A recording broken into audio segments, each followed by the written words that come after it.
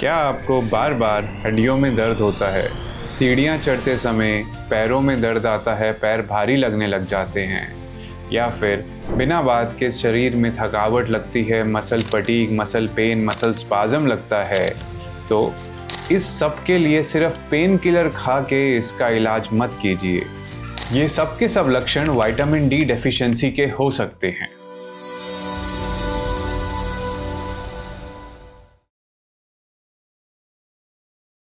नमस्ते, मेरा नाम डॉक्टर धीरज बधेजा है और मैं गुरुग्राम में एक सीनियर स्पाइन कंसल्टेंट हूँ। आजकल हमारी ओपीडी में काफ़ी पेशेंट आते हैं जो सारा दिन शरीर में थकावट महसूस करते हैं या फिर अपने बोन में पेन की तकलीफ के साथ आते हैं या मसल पेन या मसल फटीग के साथ आते हैं। जब हमने इनका टेस्ट कराया तो पाया कि विटामिन डी की मात्रा काफ़ी कम है। पर अच्छी बात यह है कि विटामिन डी को हम नेचुरल तरीके से रिकवर कर सकते हैं ताकि इनके बोनी पेन्स, मसल फटीग सब नेचुरली ठीक हो जाए। तो सबसे पहले समझते हैं कि विटामिन डी का हमारे शरीर में रोल क्या है। तो विटामिन डी एक सिर्फ विटामिन नहीं है, ये बोन का एक एसेंशियल न्यूट्रिएंट है। जब हम कैल्शियम खाते हैं तो विटामिन डी उस कैल्शियम को एब्जॉर्ब करने में हेल्प करता है और बोन स्ट्रेंथ को बनाने में हेल्प करता है। इसीलिए हमारा ये स्ट्रांगली मानना है कि विटामिन डी अकेले ही काम नहीं करता है। कैल्शियम और विटामिन डी एक टीम की तरह काम करते हैं और इनको साथ में कंज्यूम करना बहुत ही महत्वपूर्ण है।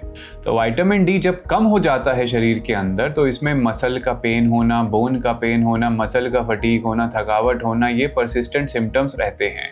इसके सिवाय एक्सेस मात्रा में जब विटामिन डी कम हो सकता है तो उसमें हेयर फॉल का होना, डिप्रेशन का आना, ये सिम्टम्स भी आ सकते हैं। अब नेक्स्ट क्वेश्चन आता है कि विटामिन डी हम नेचुरली कैसे बेटर कर सकते हैं। तो इसमें हमारे को अपनी बॉडी को सनलाइट का एक्सपोजर देना होगा, जिसमें हमारी नेचुरल जो स्किन है वो सनलाइट के कांटेक्ट में है। कितने समय के लिए सनलाइट एक्सपोजर चाहिए और दिन के किस समय चाहिए, ये डिपेंड करता है कि क्या मौसम चल रहा है, क्या स्किन टाइप है। एक नेचुरल स्किन के लिए आपको मे बी 1 से 1.5 घंटा सनलाइट एक्सपोजर चाहिए, जो दिन के टाइम में या दोपहर के टाइम में पर्याप्त होता है। पर यदि शाम का टाइम है तो थोड़ा ज़्यादा सनलाइट एक्सपोजर चाहिए हो सकता है। इसके सिवाय खाने के अंदर जो नॉन वेजिटेरियन लोग हैं वो फैटी फिशेस का सेवन कर सकते हैं, एग योक्स का सेवन कर सकते हैं या फोर्टिफाइड फूड से अपना विटामिन डी ले सकते हैं। जहाँ तक वेजिटेरियन लोगों का सवाल आता है, उसके अंदर फोर्टिफाइड मिल्क या डेयरी प्रोडक्ट्स या साथ में टोफू, पनीर, इनके अंदर विटामिन डी की मात्रा होती है। जैसा हमने पहले डिस्कस किया, सिर्फ विटामिन डी कंजम्पशन से बात नहीं बनती है, साथ में हमें कैल्शियम रिच डाइट भी लेनी चाहिए।